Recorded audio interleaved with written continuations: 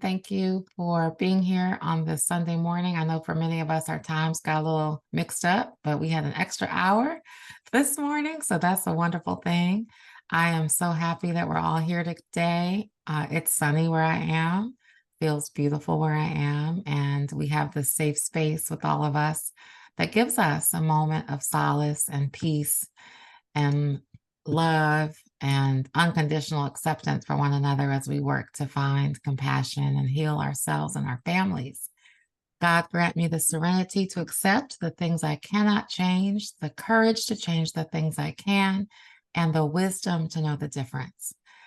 I am so excited to have Dr. Rick Wallace back this morning with us. He has been with us, I think, about 10 times over the last almost 4 years, and always brings such a wealth of knowledge and experience. So this morning, as we kick off Men's Mental Health Month, Dr. Wallace has come back to share on a personal level and a professional level, and really help us as we deal with Black men, our Black men, some of whom may be on the phone this morning. Dr. Wallace has authored and published 27 books, I think now, might be 28. 27 books, including his latest work, Academic Apartheid, Critical Mass, The Phenomenon of Next Level Living, Born in Captivity, Psychopathology as a Legacy of Slavery, and on and on and on. And I have many of his books. They're incredible, and they're available on Amazon. He has written and published thousands of scholarly and prose articles and papers, with the overwhelming majority of his work surrounding the enigmatic issues plaguing Black people on every level. Some of his papers are Special Education as the Mechanism for the Miseducation of African Youth, Racial Trauma in African Americans, and I can go on and on and on. Dr. Wallace was born in the late 60s to a 15-year-old mother and an absent father, and he prides himself on being an incredible dad to 13 children, aged 38 to 9, and he has a 5-year-old grandson whom we have met in the past here at the SonRise Project. He was raised by his great-grandparents and adopted by them at the age of 2, and his bio, again, it goes on and on and on. It's so incredible, and he is a scholar and a friend of SonRise, and a friend of many of our people that he's met through this network. So appreciate you, Dr. Wallace. And I want to say for this week, before I turn it over to him, as we kick off Men's Mental Health Month, we wanted to have Dr. Wallace here to talk about Black men, specifically in mental health, and what's happening for Black men. And we know that there is a need for Black men to get help, to seek treatment, to undo the stigma, to check in on their own mental health. And we actually, at the SonRise Project and at Joy, are working with the Ad Council and Huntsman Mental Health Institute on a series called Love Your Mind. And just this week, the Ad Council launched its newest campaign called Love, Your Mind. And before I turn over to Dr. Wallace, I want to play something here that features David Mann and Kirk Franklin and several others. It's a piece that will be launching. It's a promotional piece that David did for a new series called Man to Man, Love Your Mind. And I'm going to play it right now for you. For those of you that are listening, I think it's still just as powerful, even if you can't see the visual.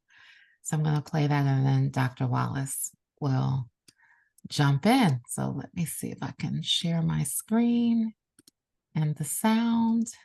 And this is David Mann and Friends. It's a new piece that we're launching called Man to Man, Love Your Mind. Hi, I'm David Mann, and I am super excited about the new series, Man to Man, Love Your Mind. It's a space that I wanted to create that we could come and just be I'm vulnerable Belinda, to talk and this about is our Willard, mental and we health. were adopted in 2021. When you hear the term mental when health, we first met what is the Todd, first he was thing that singing a comes to song, mind? and I was like, Crazy. wow, look at this kid with the biggest... I'm not sure what just happened. There's a YouTube video. There we go. Hold on, I'm going to start it over for just a little bit. Bear with me. We have tech challenges sometimes. We are human. We're working through it. Give me a second. Another video sounded like it was playing in the background. So let me try this again. I'm Sandra, this is Jorge, and we were adopted in 2019. I remember when they first came to us, Michael was already a teenager. The whole cliche. What is happening? Okay, I'm not sure. So maybe I'll come back to that at the end.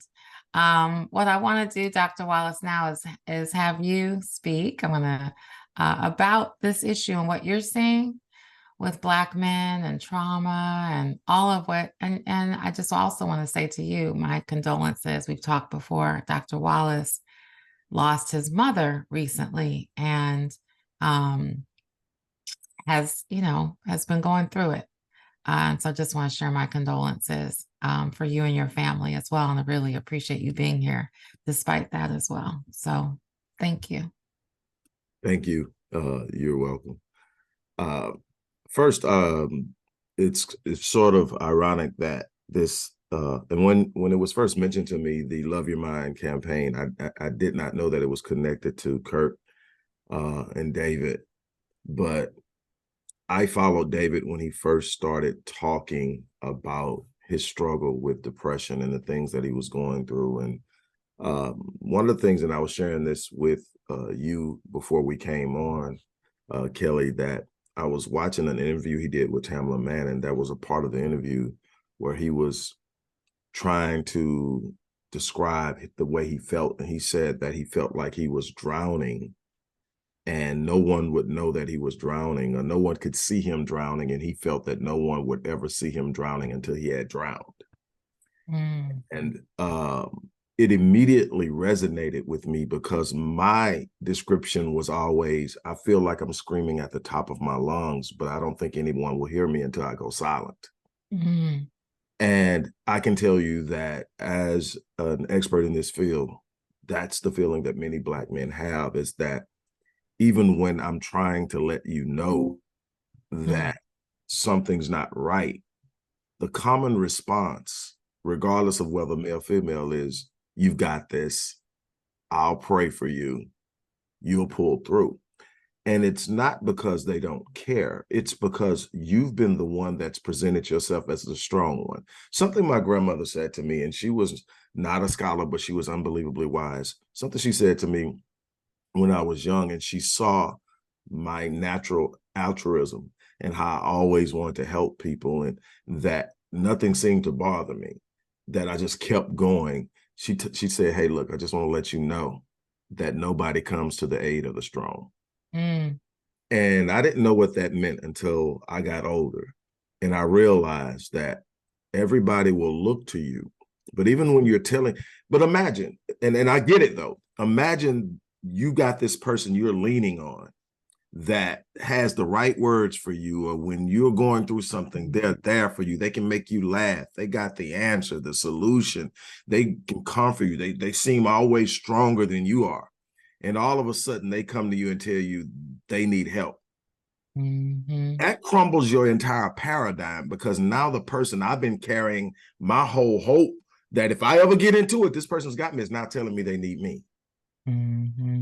And so what we have to realize is, when I saw what David was saying, and I'm saying, okay, I know that feeling. And I know that most men at some point, if they're honest with themselves, they know that feeling. Then what we need to do is we need to come together and we need to start giving one another permission to be in that place. That, and you and I have talked about, this time last year, I had literally just finalized my divorce. Anybody that knows how I am about my family knows how devastating that was. And literally, like right now at this time, preparing to bury my brother. And then November has never been a good month for 30 years, because it was Thanksgiving of '92. I buried my great-grandfather, my adopted father. So this time of the year has never been that great for me. And so being in the relationship with Marion made it better for the time we were together, because that was her big thing. So she made it this place. And so when that happened, it was like, here we go again. And who do you talk to? Who do you tell? And luckily I have people that are colleagues and friends that I can talk to. But again, even them, like I'm preparing now to do a symposium on the 18th on mental health and microaggressions in the Black community and strained relationships between police, law enforcement, but how we heal the community through healing mental health. And we don't get it. We talk about trauma, but we don't see the impact of trauma on our mental health. But in talking to these guys, again, they're always deferring to me. And the first thing that happened when I lost my mom, and I'm being transparent here because I think that sometimes the best way is for people to see you're human. Absolutely. And so, you know, when I lost my mom, one of the first things that pops into mind is she's the last parental figure. Now, she hasn't been functional in a while. So I've been functioning, but now literally, technically, I'm the patriarch of the family. I'm 56 years old and I'm already the oldest, the elder in the family. And now here comes everybody. Everybody expects you to have the answers. And then here comes the question, and this is the thing that I want to sort of dive into so that the women here can understand what the men go through, because the darkness is different for our women than it is for our men. And I think we need to understand that. And I hope that I can bring clarity to that. But so here it is, and I'm looking at this, and then here comes the, man, now I got to do this, and I've got to do this, and I've got to do. And you think for someone who's really driving to be the best they'll be, the plate is always full. So anytime something else dumps on you, you go, oh my God. And then you adjust. The problem is with most men, they adjust without decompressing. So in other words, we just figure out a way to carry the load. We never release. And that builds up pressure. And the way that we do this is through accomplishment. So to give an understanding, women and men are wired differently. I mean, when I say wired different, we're not just two different genders. We're wired different. Our brains are wired different. A woman's brain moves to the from the left to the right. It is highly focused on discernment. It feels, it has a sense. That's why the average woman has a higher level of discernment than the man does. The men are visual. Our brains run front to back. We work and operate highly on what we are able to accomplish with our hands. And with, you know, so when we accomplish something, that's how we reload. That's how we lift it. So the less we accomplish, the more suppressed we become. Women, their depression is outside of chemical imbalances and a lot of other stuff that can contribute to that. But when we're talking about the mental management or the thought management that can help with depression, we're talking about emotion, how I feel, you know, and the darkness comes from that. But with a man, it's highly predicated on how well am I doing.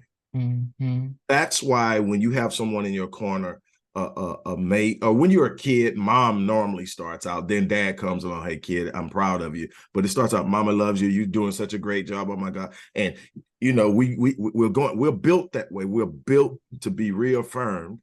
So then if there's an absence of reaffirmation and you haven't trained yourself how to affirm yourself, you're now looking externally for validation that you may not get. And if you can't read the cues of life, which are, look what I've done. And most people now, because of social media, are looking for home runs. They want these quantum leaps in life that, look, I was here, now I'm here, I succeeded. And life is about these little micro progressions you make every week. Right. That if you just look at it in the day, you're not going to even see it. But if you look at it and you measure it next year, you'll see I'm better off than I was last year. But you have to be willing to be able to count the micro progressions, and most men aren't trained that way. And society as a whole isn't teaching us to be happy with the progressions, because if you can learn to appreciate microaggressions, then you can learn how to create them. The one thing that I do, and my thing is every day, is that I grow daily. It's a covenant I made with myself and God years ago. And the way that I assure that I do this is simply I read. I learn. So obviously I'm going to come into things that challenge me and teach me daily. But what if I have a real laid back day? So I have this quote or this mantra says, no 0 days. And what it means is there can be no days that I do not grow. Because if I grow in knowledge, I grow in capacity. And if I grow in capacity, my ability to achieve things intensifies and grows. But I have to ensure that. So every day I'm going to read something I don't know. I'm going to research something I don't know. I'm going to study something I don't know. I'm going to try to talk to somebody that's going to throw something at me that I haven't had to field to challenge my mind. And that's constantly happening.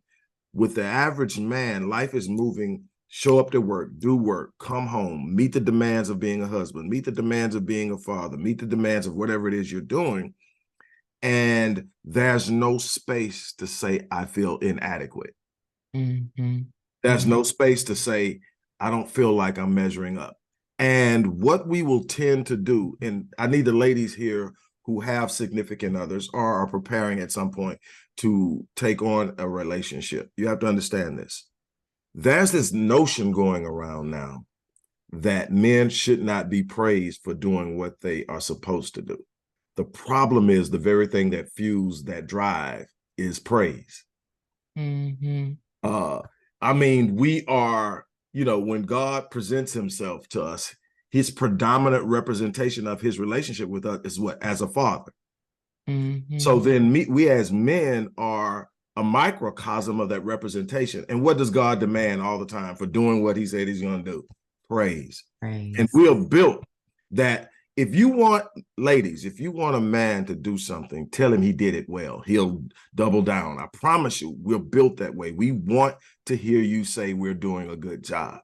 And it doesn't mean we want you to praise us for doing stupid stuff. It doesn't mean that we want you to tell us we're right when we're wrong. We want you to challenge us as well. We want you to say, hey, I know you can do better. I know, because if you tell us we can do better, we're going to figure out how. But the beautiful thing about that praise is it tells me I'm on the right track. It validates this idea that I'm doing something I'm supposed to be doing. I'm handling my business. Whereas if all I get is what life is telling me, and so I have a bad day at work, they tell me, hey, I get a bad evaluation at work, or something was supposed to happen and I missed out and a bill doesn't get paid, or whatever the situation is, and it starts to cascade. If you look at men and you look at the spike in suicidation over the last 6 years, and that's been a 49% spike in suicidation from Black males ages, and this is crazy, ages 14 to 24. Why so young? Because at 14, that's the point where the male is moved through puberty or now moving into adolescence. And it's a point where self-discovery has to reveal itself. So it's this point where at 14, I'm asking myself some questions. Where am I going? What is my meaning in this world? What is my position of power? Because every man instinctively yearns power. And there's no more of an emasculated male on the planet than the Black man. So, and it's funny how we're always constituted for holding somebody back. We have no institutional power whatsoever to hold anybody back. We don't have the ability to not hire our women because our women are constantly told that it's us holding them back, but we have no institutional power. We don't control whether you get hired or not. We don't control whether you get accepted into what university. We don't control, we barely control some of the elements and components in the home. And this isn't an attack on our women because you guys are getting it terribly. And anybody who follows me knows that I'm a big advocate of our women. I tell people a lot of times, this is a real short digression. I tell people all the time, every time I hear the term strong Black woman, I cringe. And the first thing, because Black women have become so defensive of strong Black woman and Black girl magic that they don't see the toxic undercurrent that I see. The undercurrent is this. Every time I hear strong Black woman, it's about a Black woman doing something by herself that she shouldn't have to do. And that is going to eventually weigh on her. That's going to take her away from the beauty of her true power. And it's going to leave us. We're supposed to be working in unison. Feminine energy and masculine energy coming together to create this synergy that provides an environment for our kids to come up and be nurtured. And a lot of the failure in the nurturing part is because we aren't where we need to be. Now back to, and I want to leave plenty of time for people to ask questions. So I'm not going to drop, because this is something I can literally talk on all day. So when we talk about this spike, what we're getting is, before social media, I only had to measure myself against the people I saw. Even in extreme situations, the worst deviance, and I'm a movie fanatic, so the worst deviation or expansive difference in who I am and somebody I've got to measure myself against is Denzel. Okay, I'm not Denzel. Okay, I can get over that. That's Denzel. I got a whole space on my now. There's this place called social media where everybody hangs out in some way, shape, form, or fashion on one of these platforms, and everybody's flexing their muscle of who they are and what they're doing and how they're doing it. And then you got the conversations is, if your man can't do all of these things, he's crap. And so now you're measuring yourself. Can I do this? Can I do this? And for the Black man, and I think it's really important that we understand some of the simple dynamics. I get it. For every affluent Black man, there is literally tens of thousands of men who are just trying to find ways to make ends meet, and it doesn't make them bad men. One of the biggest discussion is he paying all the bills? Well, the true nature of it is, we're actually looking at it from that perspective. Then we need to look at the reality of economics within the Black community.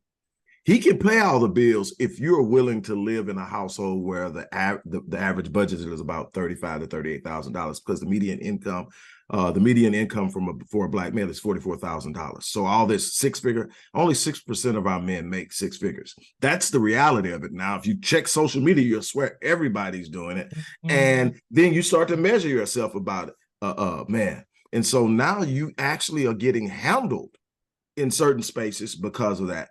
And this is just the superficial level of it. Now you drop down to, how were you managed and how were you nurtured as a child? What do you place your value on as a man? Do you understand your value beyond your bank account? And one of the things that I push against men, before I was ever a provider, I was a protector. I'm physically built different than the women in my world so that I can protect them physically. And then from that, I develop a capacity mentally and physically to become a wage earner. Now I can move into that part of provision, but I'm also the person that can see things in you that you cannot see in yourself. Why? You are designed to feel. Your spiritual element is emotion and feeling and discernment. I need you in my life because there are things you're going to feel about a person I can't see. You need me because I can see things in you you can't feel. And together we work together. But when that isn't happening and I'm not functioning in the fullness of that, or I'm not giving validity and gravity to the fact that a woman feels safe when I'm around, because I'm not going to let anything happen to her. Because there's so much, our men have been commodified to a level that's all we think about. The bag, the bag, the bag. And I'm not saying we're not supposed to be that. What I'm saying is, I've been pretty blessed. I've had some great years. I've had some lean years, but I've been blessed. And I've been around a lot of people who are extremely blessed. And I've yet to meet a person who's been extremely blessed, didn't have a lean time. If all your identity is on what's in your bank account, you're going to struggle mightily, because at some point that's not going to be there, or it's going to be threatened. Right. Then you get into anxiety, you get into stress, and stress is this thing that's literally destroying our health. Right. And it's based off of the mental processing of our reality and how we see it. So when I start to see, man, I'm failing, stress. Man, I'm not meeting my goals. I'm not doing this, stress. I can't really talk to anybody about it because they're going to say I'm weak, stress. And now stress starts to attack the immune system. It downregulates genes within your genetic makeup. This is the epigenetic area that I teach on a lot, is now the very genes that are designed to create health and to dispel illness and to make sure your organs operate fully. Now it's under assault. So it starts to decline. At the very same time, these genes that are prone to disease, cancer genes, autoimmune disease, they're upregulated. So you're literally through stress turning on disease genes that literally attack the body. Now organ failure, heart disease, certain forms of cancer, and we don't talk about that. So if we're not killing ourselves through acute suicide, we're killing ourselves slowly through spiritual suicide that is attacking our bodies. And so one of the things that I'm working on now, because I have a number of clients, and I also have a son who struggles with a severe form of psychosis. And so I have clients, and one of the things that happens, and Kelli, you and I talked about this, is once our children reach 18, they know we no longer have the power to make sure they get the help they need. And now it's on them to say, I accept the help. I'm willing to participate in the help. And most people with severe forms of psychosis don't see the psychosis. Right. So then what happens is they don't see any need for it. And then when you go to the authorities, or you go to a place to say, okay, we need to get them help, it's, well, until they either harm themselves or they harm someone else, there's nothing we can do. So they're either going to kill themselves, or they're going to hurt someone else and end up in jail, and then we can talk about helping them. And that's so behind it. So I'm doing a lot of research on that and the impact, because anybody who's followed the work on epigenetics, which is talking and adverse childhood experiences, well, one of the ACEs, which is counted as 1 point in when you're taking an ACE score, which adverse childhood experiences, one is losing a parent to incarceration. Another is having a family member diagnosed with a mental disorder.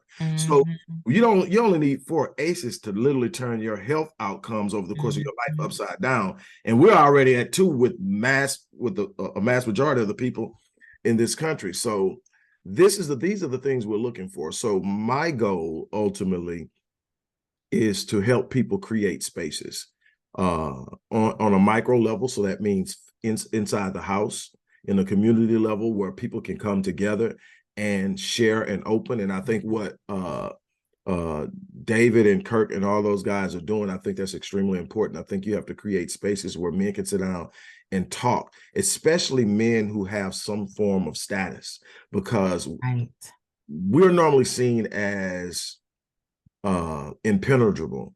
We are, nothing bothers us. And the truth of the matter is the vast majority, and just listening to David and coming from a family in the gospel arena, I'm familiar with Kurt on an intimate level, Fred Hammond, Israel, all those guys, because my family deals with them. Those guys feel more than the average guy. Yeah. But you only get to see the performance. So you only get to see what they do in an hour, in 2 hours. You don't get to see the life they live and the challenges they go through. And so it seems to you, oh man, I wish I had that life. Well, be careful what you wish for. That's right. So I want to just, go ahead. Go ahead. No, go ahead. I wanted to that point, there's two things I wanted to ask you about. One was around your son, and how, because you mentioned this morning. And the fact that many of us have adult children who, like you said, after they're 18, they can refuse to take their meds. They can refuse to see a therapist or whatever, what have you. So my first question is how do you deal with your 33-year-old son? How do you show him that unconditional love and support? Can you give us some tips or advice on how to do that? And then I want to circle back fully on the David Mann comment that you just made. Right. Well, with my son, is the thing that I've always tried to present to him, number one, is no matter what, you can always come to me. And my son grew up, his grandmother, my ex-wife's mom, drank coffee like I drank coffee. And at 5 years old, she would keep him a lot, and he drank coffee. So he's addicted to coffee like me. So whenever we want to talk, he's going to want to hang out at Starbucks. And so that's the thing. Hey, kid, let's get some coffee and talk. Okay. But the thing that I instilled in him is it's okay to need help. Right. I'm never going to judge you for needing help. That's right. I'm going to praise you for the strength of admitting that you need help. The other thing that I did is put my ego aside with my ex. So I pride myself in maintaining working relationships with my children's mothers. And yes, I have multiple mothers. A lot of things I didn't get right in life. I started early. This kid was born before, no, he's the third. So he was born, I think it was 21. So I started early. So matter of fact, I was on with her before we got on, just discussing him.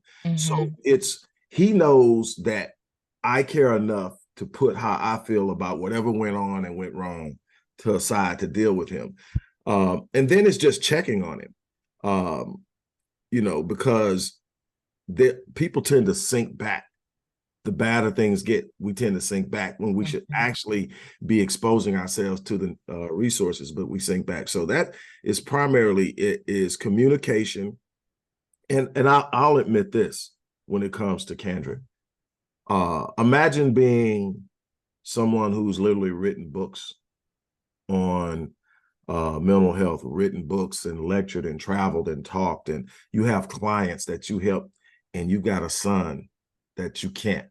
That hits so hard. So, I mean, it's always, everybody has kryptonite. And so the thing that I have to look at in that is I literally lean into him to let him see I'm hurting too. Yeah. Because I know there's a part of you that sees something's not right and you don't know what to do, but we're not going to fail because we're going to get through this together. And so that would ultimately be, to me, my advice to men is learn how to be vulnerable. My advice to women is, I use an old religious analogy when I'm talking to women about how they handle men. Everybody talks about the creation and that God took a rib from Adam and made man, and that's why women have extra rib. And I said, the rib cage is symbolic of protecting vital organs. It's a cage, it's a protection.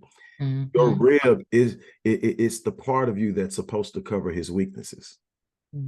And he's meant to cover and protect you, but that rib is a covering. And when you see he's weak, that's when you cover. The good woman comes in, and instead of exploiting the weaknesses, she says, I see that. Let me get that right. Let me just lean right here. I got that. Work in your strengths. I'm gonna cover this weakness until you get it, until you get it right. And then you cover me completely. And that's what he'll do when everybody's healthy. So now you can go ahead and circle back to interesting. Great. That's interesting advice. I feel, I think with Kyle, just checking in on him has been really nice. And actually, when he calls, he wants to talk, like just 30 minutes straight, 40 minutes straight. And so I just listen and give him that space to talk. It's very different. And I don't ask, any performative questions. And I'm seeing a transition in him in his own time. And being that support has been really helpful. So I'm going to see if I can play this video because it's very much in line with what we're talking about today. I'm not sure why it was playing something on top of it, but I'm going to try it again. And you mentioned David Mann a couple times. We've done some really great work with him, and I'm really proud of this work on Love Your Mind and this new series that'll be starting on Tuesday. But what he says is so powerful that I think would be helpful, and I'd love to get your perspective on it. So let me see if I can share my screen and have it play this time. Here we go. Hi, I'm David Mann, and I am super excited about the new series, Man to Man, Love Your Mind. It's a space that I wanted to create that we could come and just be vulnerable to talk about our mental health. Well, when you hear the term mental health, what is the first thing that comes to mind? Crazy. I found myself one day just sitting in my office, and I was ashamed. I was literally in my office ashamed that I wanted to kill myself. I thought I was a healthy person, but I'm dealing with stuff that is cancerous and killing me on the inside because I have nobody to talk to. I don't trust anybody. Most men, when you ask them, is being a man easy? Most men say no. It's incredibly difficult, but we don't talk about it. We usually keep it inside, but not today.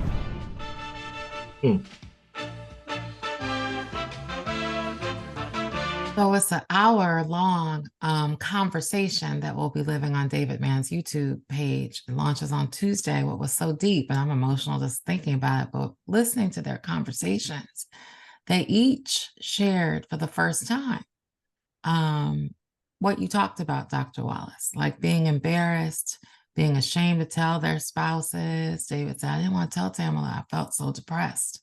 And he talked about wanting to kill himself. And then Israel Houghton said, I did too.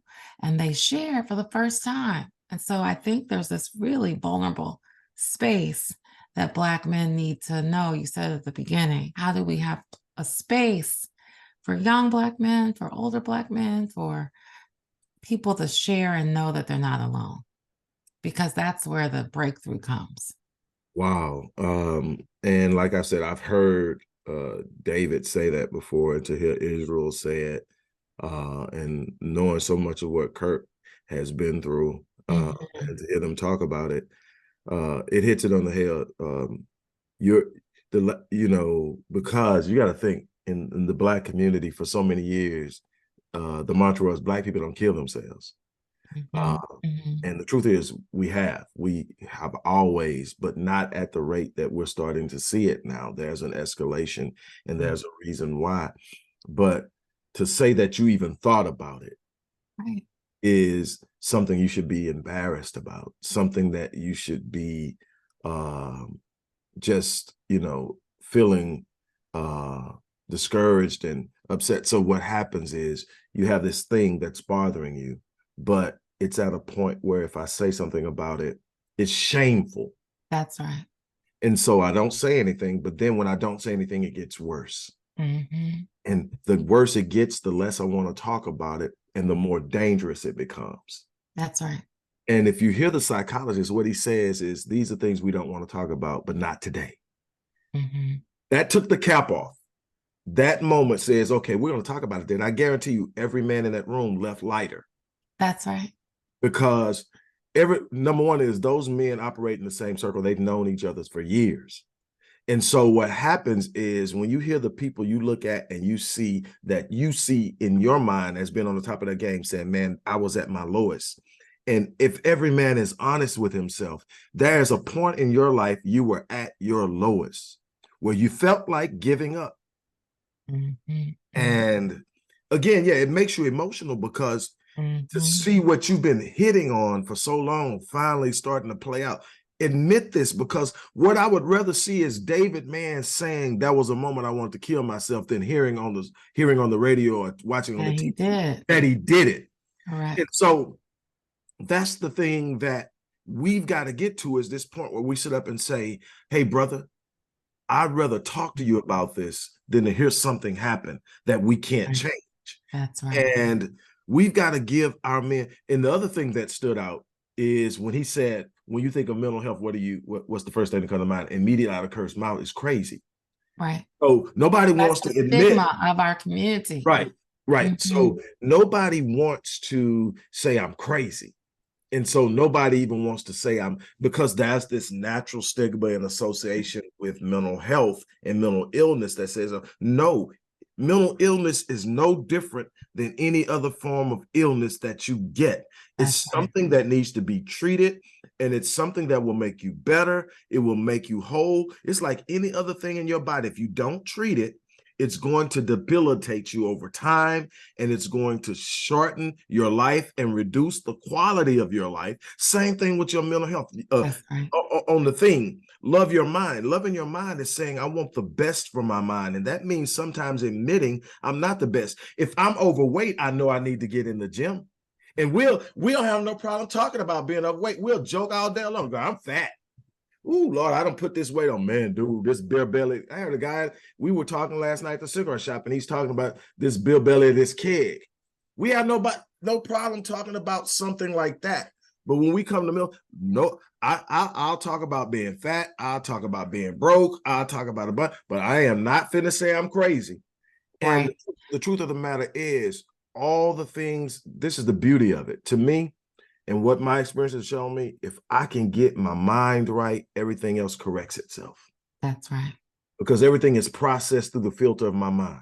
So if I can love my mind enough to purify and filter out all the toxicity of unrealistic expectations, of taking on way too much without sharing, with these pretentious ideas of who I am, and say, look, sometimes I pride myself in being a good husband. I pride myself in being a good father. But if I'm honest with myself, there are some times I'm sitting down saying, have I done enough? And the truth of the answer is, if you're human, no, there's something more you can do. Don't beat yourself up. Find a way to get it done. Make the journey about growing into the person you want to be instead of punishing yourself for not being it. Right. And that's the problem. It's like there's some research that shows 3 out of 5 Black Americans don't feel people talking about it, talking to people that are close to them about their mental health. And so what happens is you have those stories where they each share their story. One of them says, I almost drove off the highway, you know, whipping around the Pacific Coast Highway, and was thinking, well, maybe I'll just drive off. What'll happen if I just miss the turn? But I want to just say, I think, and I want to open up the floor for questions. If you want to put something in the chat, feel free. If you want to come off of mute, you can hit *6. I want to just say, like you said, you know, being able to show that there's a mental health challenge, whether it's in ourselves or our children or loved ones. It could be a brother, it could be a spouse, it could be a significant other or partner. It is a sign of strength, not weakness. And I think the sooner we get to that, saying it's a sign of strength to ask for help. Like you said, if it was cancer or a physical illness, we would reach out to our entire family, our entire world, and say, please pray for me. I'm, you know, going through this. But if it's a mental illness, people don't do that. It's a hush hush. It's a, and like Kirk says, they're thinking they're crazy, because that's our culture. And so I hope that that work that is being launched later this week starts to do that and starts to provide a safe space specifically for Black men who have never had that before, who've never had an outlet really before. So I want to say that. And I do want to, it looks like there are people putting notes in the chat. So let me just see that. Someone says Dee, she is our the executive director of SonRise. So welcome, Dee.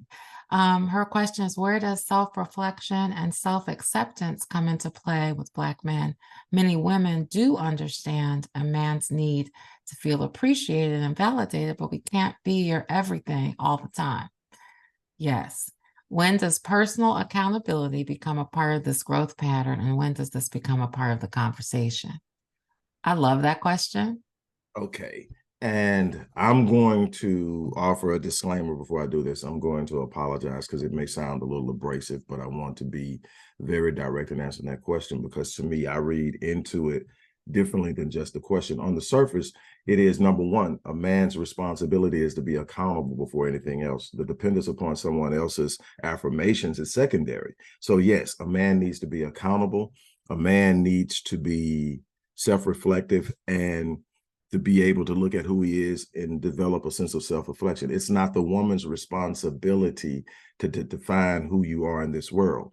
So that's the simple answer to it. But the very nature of the question reflects a frustration that says, immediately, me saying that we need affirmations responds in, we can't be everything. And at no time did I ever say that we want you to be everything, but that's the interpretation. Now imagine if a man is looking at you and he knows, if I tell you I need you, you may actually do it, but your response to it is, here you go again, he needs me. Now, what I can tell you as a man, and I don't represent every man, but I represent, I hope, the ideology, not just in who I am, because I'm still growing, but the ideology is the representation of what we should be, is there's no numerical standard of what my woman could come to me and need from me. And I get to, oh, look, I'm tired of this. You need to figure it out. Now, there's a part of her that needs to be accountable, because it's her decisions that creates the vast majority of what's going on. It's her that needs to look at it and say, okay, it's me that's doing this. But at the same point, I'm never going to sit up and say, hey, look, we've dealt with this. I'm not doing this again. So I get what you're saying, and you're absolutely right. But again, to me, this is where we as men need to come together as a group and start to pour into each other. Because again, we are putting a lot on our women to say, fix me. It's not her job to fix you. It's not her job to, as a matter of fact, I think that what we need to do is really have some sort of roundtable discussion where we actually listen to each other. Because what we're doing right now is literally reflecting the frustrations of the inadequacies within our relationship. And both of us are having stresses for it. She's depressed because of it, and you are feeling inadequate because of it. And there's no energy to pour into the relationship. And it's even worse when you're in places where ideologies and values differ. Because now it's hard for me to find you because we're not thinking alike. It doesn't mean we think the same way, but we need to have the same goal. And so it's easier to encourage somebody when you're headed in the same direction because it's easier to see where they stumbled. But when you're on two different planes, then it's different. So I agree 100% with what Dee said as far as it's the responsibility of the man to be accountable to himself, to his responsibilities, to his family. It's his responsibility to develop a sense of self-acceptance. Nobody can make you okay with you but you. And so when we talk about affirmation, we're not talking about you, what's the word? I guess the simplest way to put this, telling a man he did a good job at something is the equivalent to your husband telling you look beautiful in that dress. It's just simply going to make you feel better. It's going to make you, and then especially if you're wearing a dress that you couldn't get into before you started your weight loss journey, and now that dress, and he says that, guess who's going to be in the gym 30 minutes earlier the next day? Yeah. You are. Well, it's the same thing. If you sit up and say, baby, man, that was great the way you handled that. He's going to get up and he's going to do it harder tomorrow. That's the only thing I'm saying is that the way to really get him is not to try to manipulate him, to out-communicate him, because you can talk your way around him 99.9% of the time. Yeah. That's not how he's built. He actually communicates best without speaking. And so you're going to talk laps around him most of the time. And so this is the thing that I would sit up and say. So Dee is absolutely right in her assessment of it's my responsibility to know who I am and to do it. So my thing is, what concerns me is me simply saying affirm your man results in you trying to be everything for him. And so that's an interpretation of how you see that responsibility of affirmation is I got to make you who you are. Yeah. Well, let's just say it this way. You can't make him anything he's not, but don't contribute to the things that are detracting from him. Yeah. Right. I think she's clarifying, and there's also a really great other point. I think it's really about being kind and loving. And that's if we are that way with other people, whether it's our spouses, our children, leading with love and leading with kindness, then those simple things are easy to do. And and less and not control and not manipulation. I think maybe that's something to explore another day. But Dee is saying, to clarify, some affirmations are natural responses. You look nice, you did a great job. It's the attention-seeking affirmations, parentheses, in the workplace and interpersonally that are draining. I get that, like every level, and I know that's a whole nother hour to talk about. But I do want to comment. So I completely hear you, Dee, and completely get that, what you're saying. I did want to comment that there's another woman that has said, I chose to divorce because he was in denial, unwilling to get help, and I needed to break the generational curses of toxic masculinity and dysfunction that was breaking me and our son. And I gave a huge heart out for that, because breaking that is amazing. And that takes such courage to do. Do you want to comment on that, Dr. Wallace? Yes, I do. I absolutely agree. I mean, if a person isn't willing to take accountability, if they aren't and the word she uses is probably the best word I think about, denial. Nothing's wrong with me. it's everybody else, That's right. or I'm good, and all of that. Absolutely your responsibility. I'm real big on covenant, but I'm also real big on health. Covenant is not meant to hold you into a toxic environment. It's not meant to hold you into an abusive environment. It's not meant to make you stay in a place that's not growing you and freeing you and giving Lifting. and lifting and empowering you. That's not what it is. That's an abusive situation. Is exactly what it is. And you have a responsibility to walk out of it and to create a safer space. The only thing that I would actually challenge in that statement is the term toxic masculinity. And the reason I don't like it is because it's being used as an attack on the masculinity of Black men. To me, there's no such thing as toxic masculinity. Toxic behavior by a man is an automatic toxic masculinity. It's toxic behavior.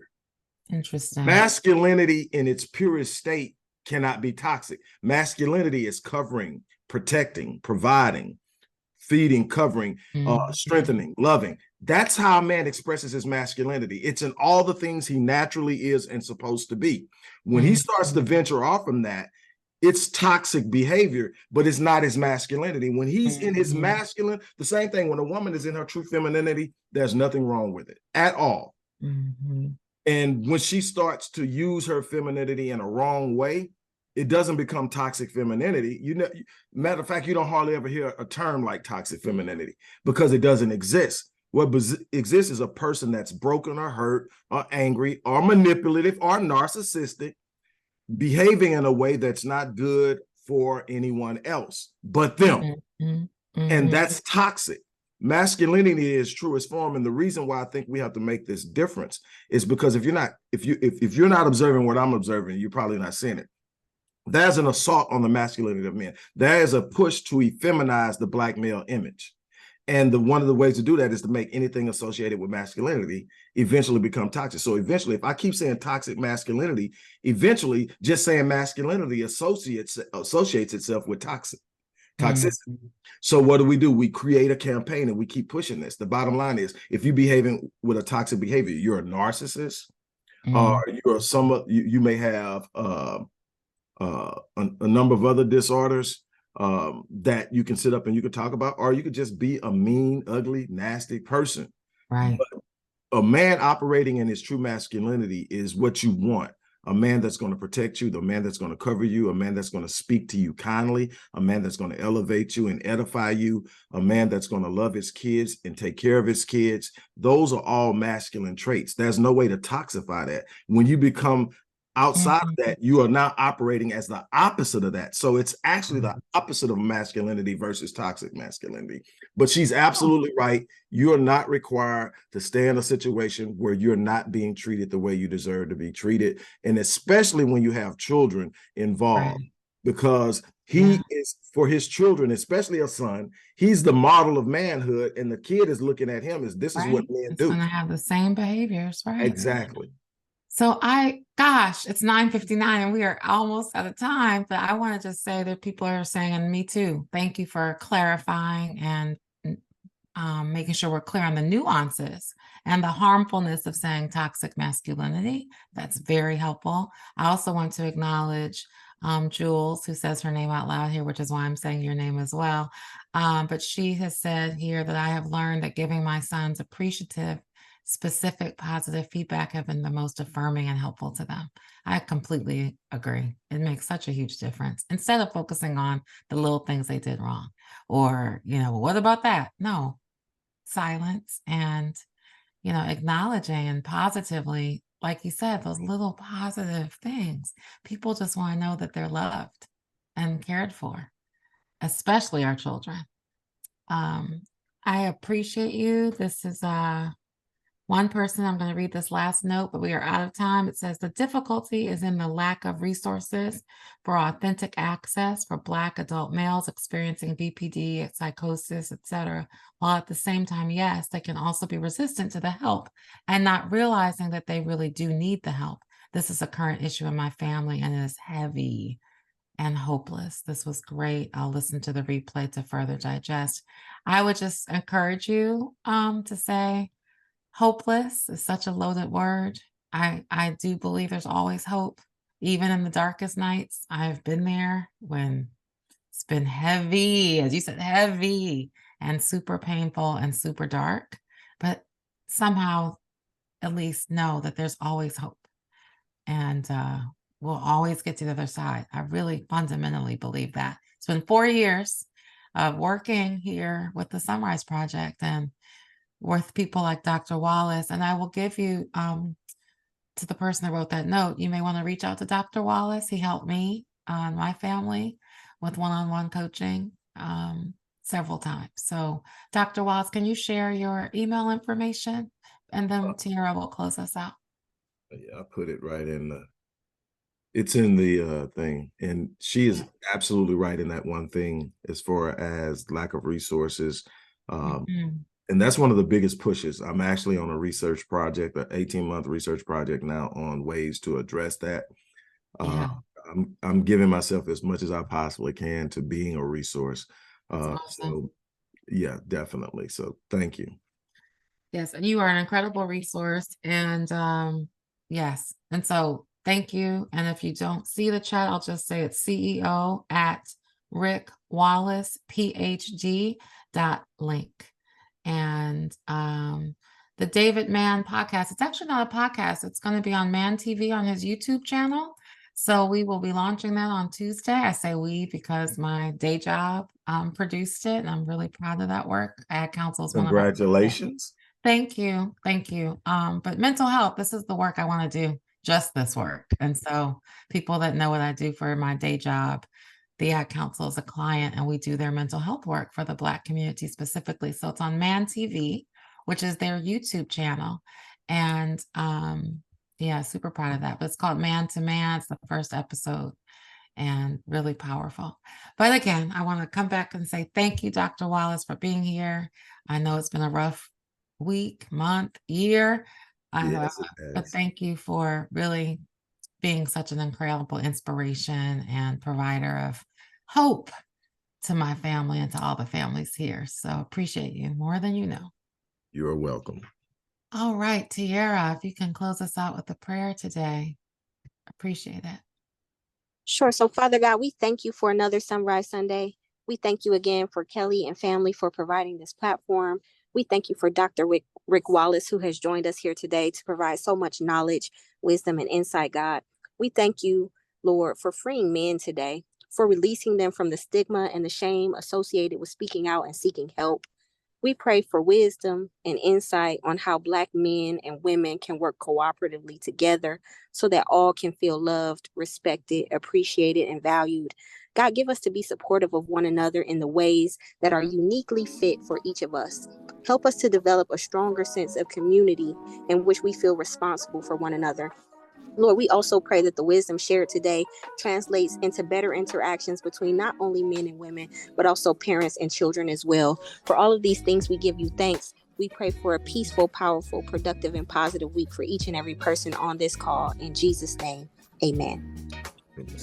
Amen. Thank you, Tiara. My coffee mug says peace this morning. I love how you said peaceful, powerful, productive week. Thank you, everybody, for being here. Thank you, Dr. Wallace. And we'll be back next weekend. I think Dr. Linda McGee will be here next Sunday morning. So thank you again. Have a beautiful day. Everybody, thank you.